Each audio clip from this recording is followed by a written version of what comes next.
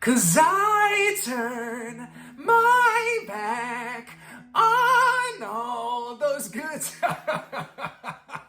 I'm making plans to record a song that I've written, and I'm faced with a question that appears to be simple on the surface. What key am I going to play or really sing that song in? This question seems simple because I've already written the song. That means I played it on the guitar at some point now to have an idea of where that song ought to sit. But the truth is that for this particular song, the question isn't quite so simple. And that's because I know that the vocal in this song, all the notes, span a range of about an octave plus a fourth, which is a pretty big range for someone like me who's not a trained singer and certainly not a very good singer. In fact, I know that I comfortably can only really sing notes in about an octave range, like from roughly, this C to, this C.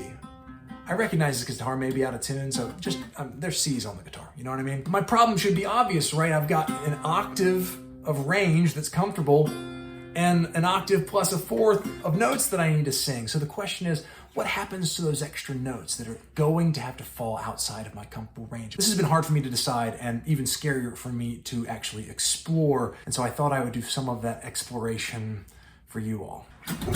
This is gonna be awful. This seems like a good time to tell you something that I forgot to tell you in the main video. And that is that this song consists of two sections. The A section is the lower section in pitch. The average pitch is lower, and the lowest note that I sing in the whole song is in the A section. And then the B section, the average pitch is naturally higher, and the highest note that I sing in the song is in the B section. This becomes important as I talk later about those two sections using those names.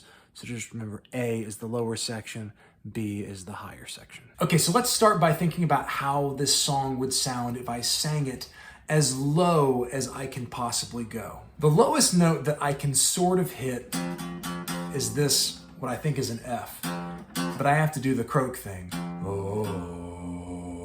It's croaky. In order to do it, I have to lean down and I start to kind of look like a predator, but it is a note that I think I can approximate. So what happens if I build the melody around the knowledge that this is the lowest possible note that I can sing? What if I put the lowest note in the vocal melody right there? Well, then I end up playing the song in what for me here is B flat, and the A section, the low section, sounds like this. Buried in my parents' basement, oh yeah. And that's fucking awful. I mean, did I hit the notes? Sort of. And I know that if I went to the higher B section, that'd be super easy for me to sing. But look, I don't like the way that my voice sounds when singing those notes. I physically can't even hold the G note there at the end. I can't hold it as long as I want to be able to hold it. And there's no opportunity for dynamics whatsoever. I can really only sing these super low notes one way, and it is like the Frog of Doom way. So I've got to move it up, and actually I can move it up to the key of C and still have the highest note in the melody, not go outside the upper end of my comfortable range. And that sounds a little bit better. Buried in my parents' basement, oh yeah.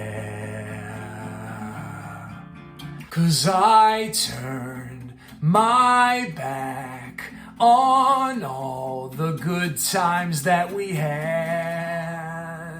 But I'm still not very happy with that because the A section feels too low. It's so low that it doesn't have the amount of intensity that I want the A section to have. It also just doesn't sound the way I want it to sound. And the truth is that A section is like 95% of the way that I'm gonna sing on this song. It's pretty important. I want it to sound as good as it can. So I feel like my only option is to go up from here. And if I go up to say E, I become more comfortable with the way that I sing the A section. Buried in my parents' basement, oh yeah.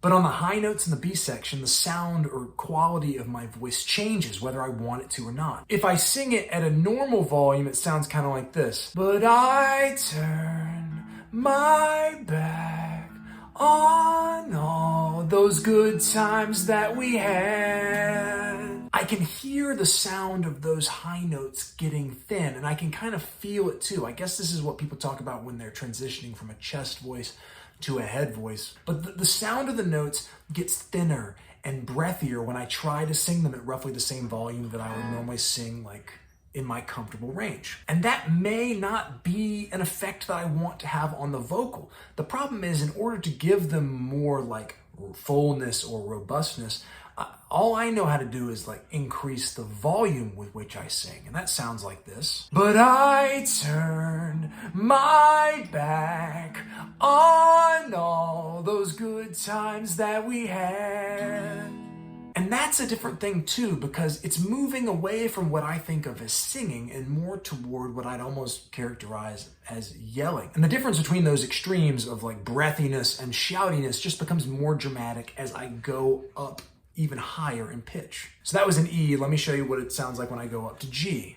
I turn my back on all those good times that we had. 'Cause I turn my back on all those good times that we had. The sounds are pretty far apart, I think, and they're definitely far apart in terms of volume that I was producing here in the room. And I also just have to say that on the second half, on the shouty part, that high G that I was yelling, that's close to the highest pitch that I can actually yell. If I go much higher than that, I can't even yell on pitch.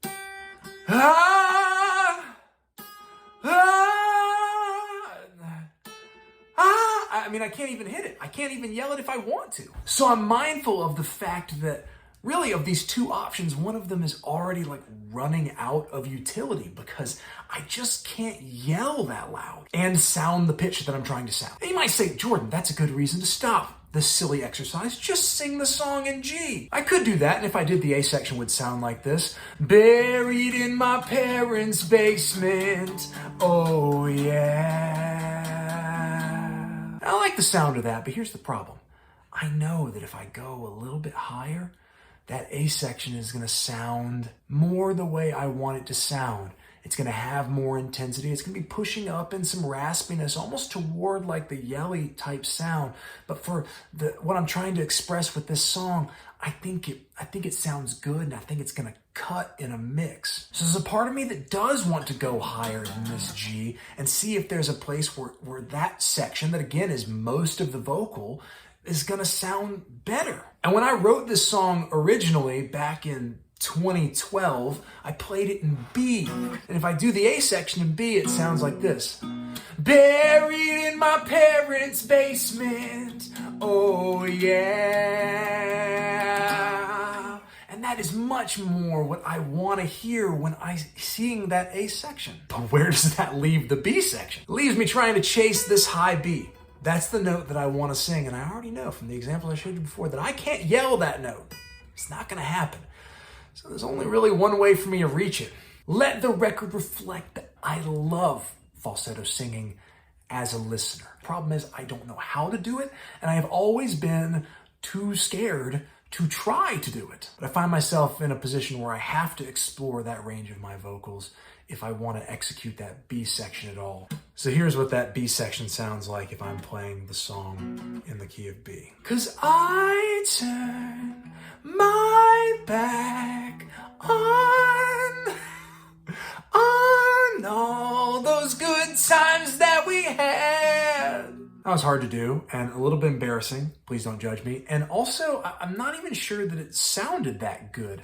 It was kind of too wimpy. Like, there were moments in that where the pitch implies intensity, but the way I was executing it just didn't feel that intense for a section of the song that's supposed to be intense. So have I put myself into a trap, kind of like I did at the very start, where I've pitched it in a place where I just can't summon the intensity that's necessary to convey the emotion that I'm trying to convey with the song? The answer is no, because you don't have to sing a falsetto softly.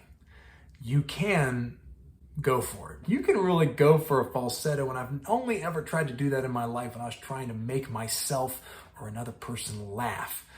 But I'm in a situation where that type of voice might actually have practical use. So I feel compelled to try it. 'Cause I turn my back on all those good times. Say what you will, or maybe that I even would, about the way that screaming falsetto sounds, but it helps me hit that note. It helps me hit that note a lot more easily and clearly than I did when I was using the gentle, soft, breathy falsetto. And I wonder, just for fun, how high could I go with that screaming falsetto? 'Cause I turned my back on all those good times that we had. I mean, that's just up in the territory of like ridiculous cartoon sounds. At least now I know that that's possible. And those notes, you know, all three of them that I was trying to sing are all higher than that B that I was trying to hit in my earlier example. I guess knowing that that's possible makes me feel like maybe it is possible for me to sing this song in the key of B where I like the A section vocal. And even if I don't decide to play it in that exact key where I have to use that more like full-bodied screaming falsetto just to hit the notes, 'cause I turned my back on all those good times that we had. Maybe that's better. Maybe that's where I'm going to end up, but I haven't made a decision. I think I'm going to listen back to all this footage and decide how I feel. But for now, I've explored the low and high ends of what are even possible for me. And that's at least interesting for me. I hope it was interesting for you. Thank you so much for watching this video. In the comments, I'd love to know some information about you and your explorations of your own singing range. Are there styles of singing that you love to do, hate to do, will never do? And then, because I've been thinking so much about falsetto, tell me in the comments your favorite song that features prominent falsetto. For me, my all-time favorite is probably Adore by Prince.